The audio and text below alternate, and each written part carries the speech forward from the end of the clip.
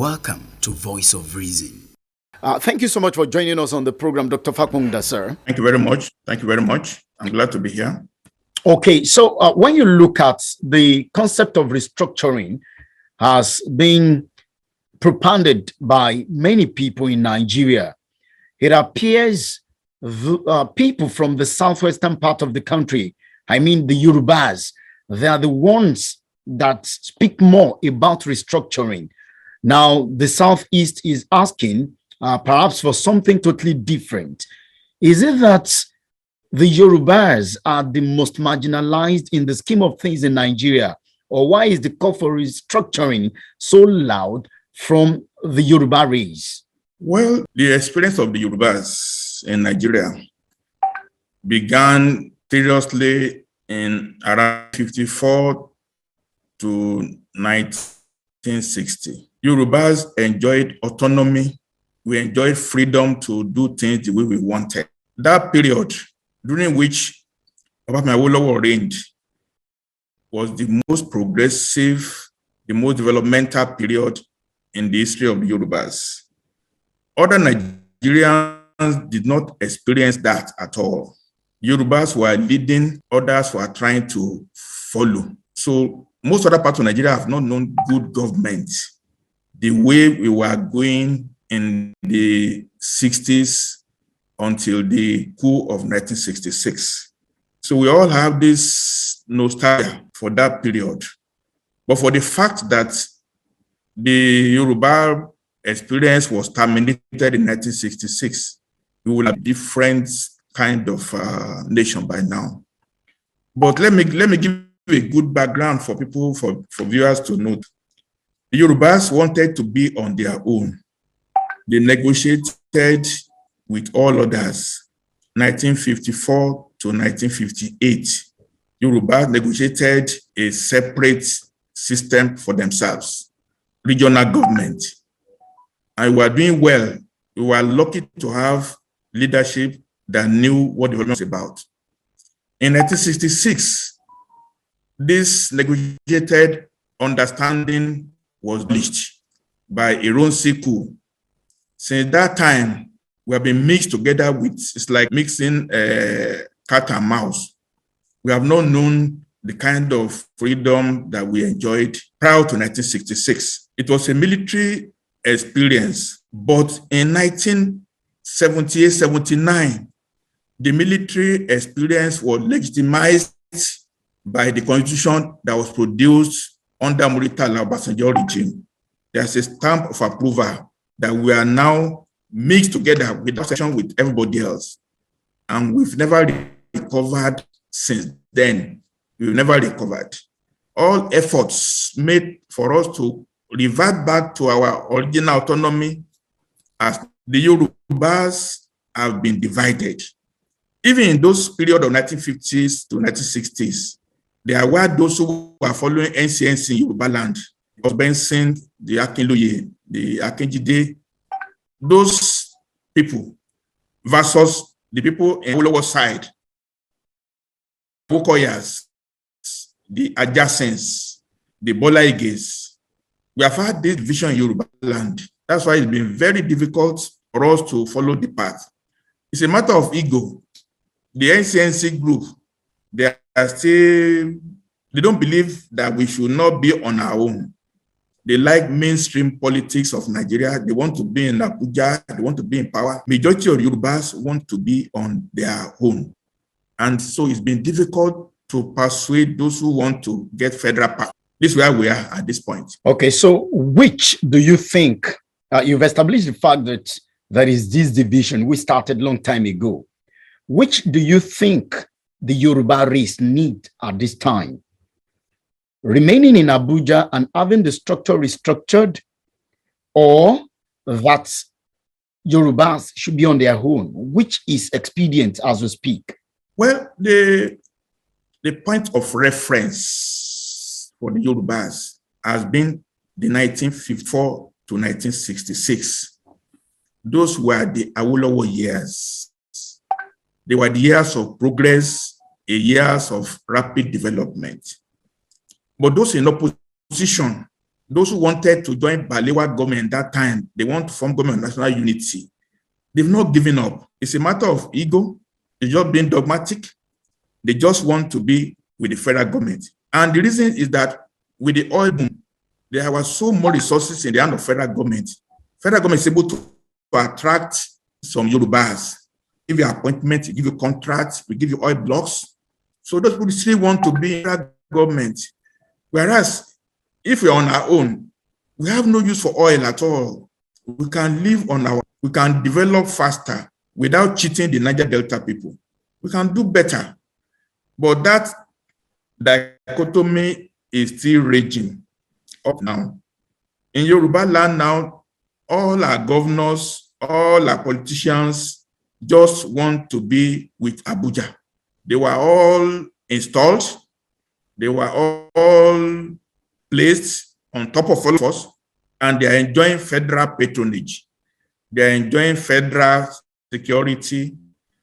So we that want to develop on our own resources outing across the, they are not in. And the full arrowhead of this issue now is Ahmed Asiwaju Tinubu, is the arrowhead now that says it's my turn, regardless of the impact. It's just riding on the back of the Yoruba nation to achieve his personal ambition, and is not likely to succeed. But then, as Yorubas will say, we will not hear what we are saying until it's defeated. And let me make a point. It's going the way of MKO. MKO Abiola also worked against Yoruba interest initially because he was promised power by the then MPN government. He went against Yoruba interest. A bit of love for him, he retracts. At the point when he wanted to follow Yoruba interest, he won election, but he was not allowed to. People make reference to this Muslim at that time. People know why God made sure that it's not possible for Abiola to take power. Do people know? He just won, made sure that despite all his winning, the Muslim ticket did not succeed. Did not succeed. So people refer to, Abiola did it. Tinubu must do it. As a human being, I believe that Tinubu will also to grieve, will falter, even if he wins too. Okay, so do you think that should Asiwaju Bola Tinubu clinch the presidency, if he becomes the president of this country, you have doubt as to whether he will get this country restructured? Are you in doubt about that? Tinubu will be shackled, he will be manacled, he will not have free hand. Okay, he won primaries and he was told, you are a Muslim, but your being Muslim is not for us. You cannot represent Muslims, our own Muslim on the ticket to represent us. Is that a good sign? I, Ahmed Asiwaju Tinubu, I'm a Muslim. But his master said, your Muslim is not sufficient. So we want our own Muslim on your ticket. Doctor, are you saying even before the election, there are cabals that are already controlling Asiwaju Bola Tinubu? He's known to be a Jagaban. He's known to be a ferocious person, someone who is fearless, someone who is courageous. So do you see cabals already controlling his activities even before this election? Look, the first major thing we do was to nominate a vice president. And it was that the way we can support you is to bring a proper Muslim. We cannot trust you as a Muslim to represent our interests if you have a Christian vice president. Is it the same kind of arrangement now that will make Tinubu go and say, look, let us produce a new term that will reduce the powers of the federal government? Will he be able to remove the Inspector General of Police and put an Igbo person there? Will be able to remove Director of State Security Services and put an Ijaw person there? Will you be able to remove the Chief of Army Staff and put an Urobo person there? Will you be able to remove the Head of Customs and put an Ibibio person there? Will he be able to remove the Minister of Finance and put a Yoruba person there? Money shows the day. It's very unlikely. It will just be carbon copy of Olusegun Obasanjo, and it will be worse. Obasanjo just came in there, 8 years, 8 wasted years. Obasanjo could not do Lagos-Ibadan Expressway. He could not do the road to Abeokuta. He was president for 8 years. Osinbajo is there, vice president, 8 years. He's even gone silent. Now he's sick, so he's a lame dog vice president. Money shows the day. Tinubu will not be. He will enter to governance. He will plead for time. He will spend 6 months to do his cabinet. And before we know it, not good. I'm not God. It's not good. But doctor, something happens to him. The issue is that there are those who believe that is our local concept speaks to the necessity of Yoruba becoming the president of this country at this time. And one of the reasons why they feel this man should be given support, being a Yoruba man and him being a Yoruba project at this time, is the fact that the Yoruba race will be able to champion the cause of restructuring and force him to do the needful in that regards, since it is one project that is important to the Yoruba nation. Yorubas never believed in our local and federal government. Yorubas wanted to be on our own. If Tinubu deployed all the resources to even fight for restructuring, Nigeria would have been restructured. Don't forget that in 1962, there was an Awolowo action. The meeting was that should Yoruba join the government and become government of national unity, the vote in Jos was that Yoruba should be on their own and not join the federal government.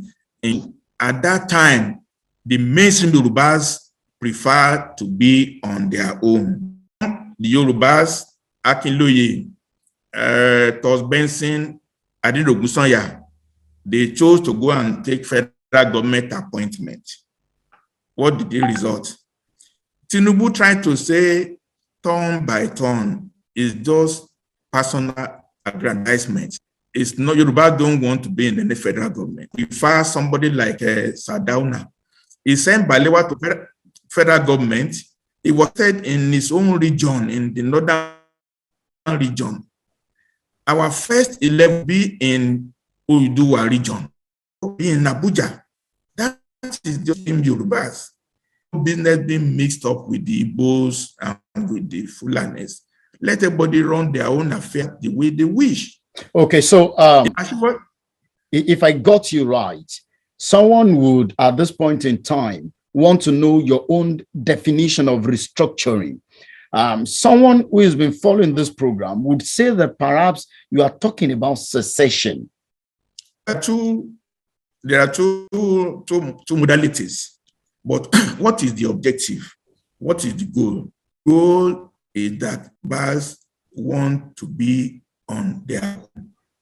They want to govern themselves, but they will remain neighbors to other Nigerians. You cannot cut Yoruba land and take it to the Atlantic Ocean. We will still remain where we are.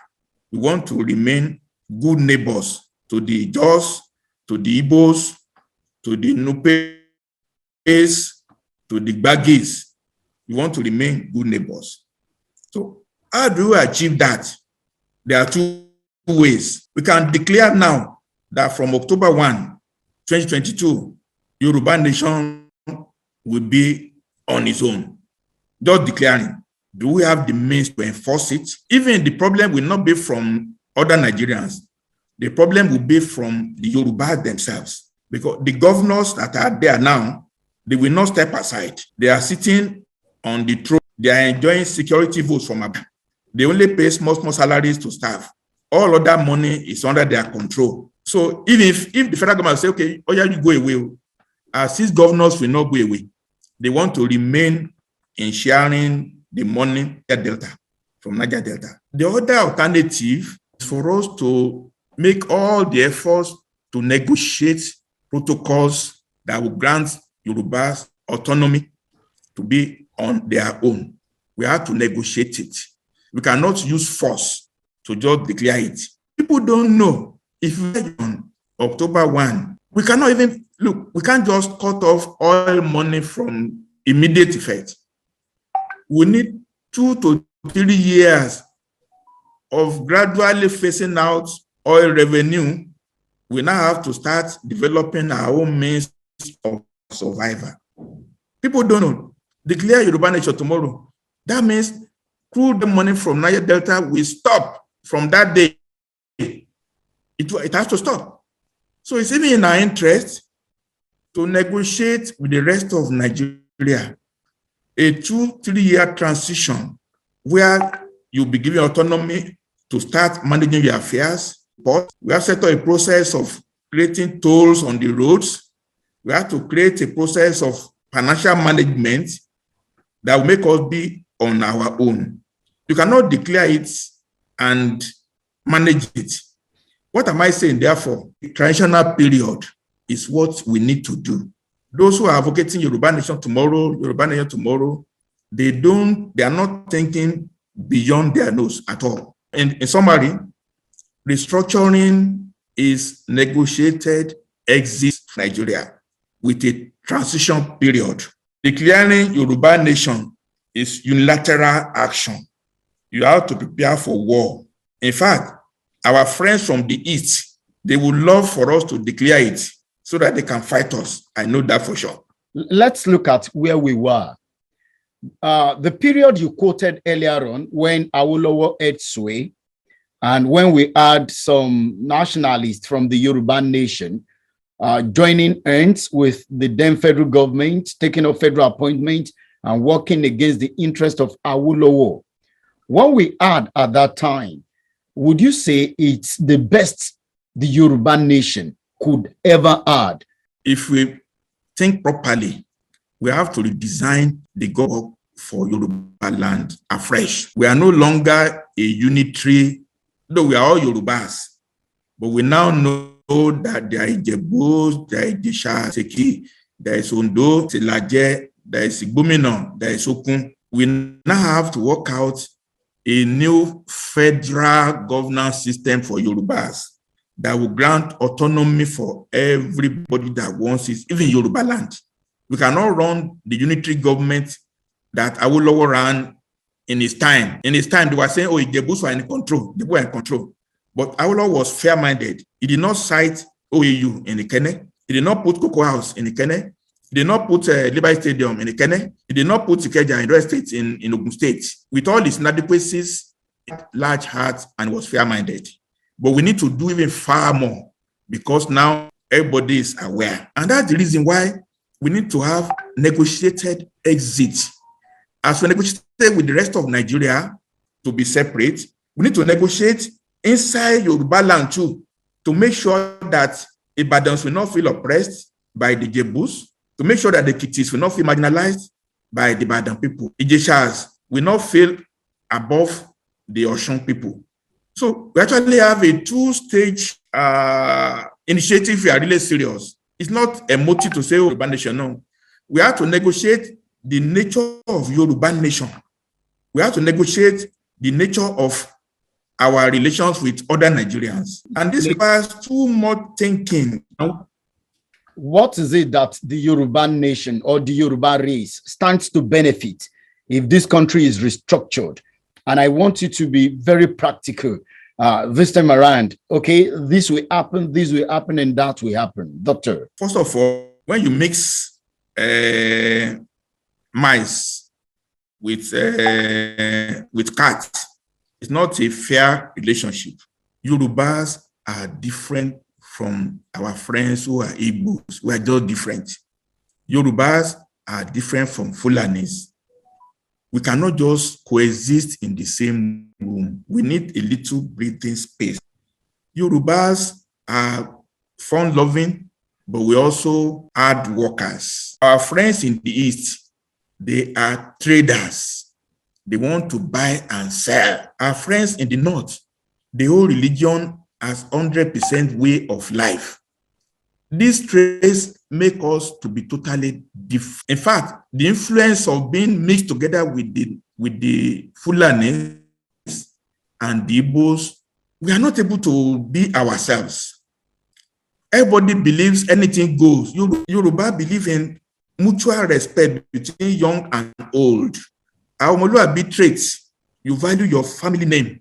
You will not do anything that will make your family name to be insulted. But in Nigeria, anything goes, corruption goes. So we will be able to, if we are on our own, we enforce our own culture for Omoluabi, and we will develop rapidly. Secondly, our leaders in Yoruba land now, they are all in. So they don't listen to us. The governor of Lagos doesn't listen to any Yoruba person now. He's just on his own. Governor of Ekiti State, they are all building to their masters in Abuja. They are not accountable to us at all. But when we have a Yoruba favored governance, nobody can hide to say, oh, Abuja, Abuja, Abuja again. We will be able to police ourselves. Who will champion the cause of this restructuring as things stand now? And what is the format that it's going to take? Who will these ones be talking to negotiate this restructuring? That is the greatest challenge we have. I'll be honest on this platform. The arrowhead of restructuring is the Afenifere organization that lower. But the organization have been weakened. All they are holding on to now is the principle. They don't know how to go about it. So there's a vacuum in Yoruba land now of credible leadership. It's now a challenge to all of us who knows the truth. We have to engineer a new Yoruba land. The way we have been doing it before is for 6-7 people to form themselves. This Yoruba Parapo. There are no more than 10. And they will just say, oh, this, the leader is Akintoye, the leader is Ajasi, the leader is this. There is no grassroots ownership. There has to be a system now. We have to form a socio-political organization that will represent every strata of Yoruba land, that will command respect. That platform we have, Igomina there, we have Okun there, we have Ilaje there, we have Ijesha there, we have Ijebu there. When we see the people who are involved, we have to command the respect of Yorubas, and then we have to be able to overcome the Yoruba class. It's warfare. The people are really now, they're happy to make us to be slaves in Yoruba land. We are slaves. When did the Oyo State government publish the budget last? When did they know how much they award contracts? Who knows how much Akeredolu spends in Ondo State? Who knows? They just say they pay salary, they pay pension. That's all. All of that money coming, nobody knows. That's the worst form of slavery now. To change that system, internal warfare in Yoruba land, when we have even defeated the other part of Nigeria, the internal war in Yoruba land will take years because we can bring about democracy and bring about rule of law. It's a big challenge. All right. I must say a big thank you to you, Dr. FAPOHUNDA, for your time on the program this morning. It's been interesting. We pray that God will lead our leaders right in the Yoruba nation so that they can, run with all of this suggestion of yours. Thank you so much for your time on the program.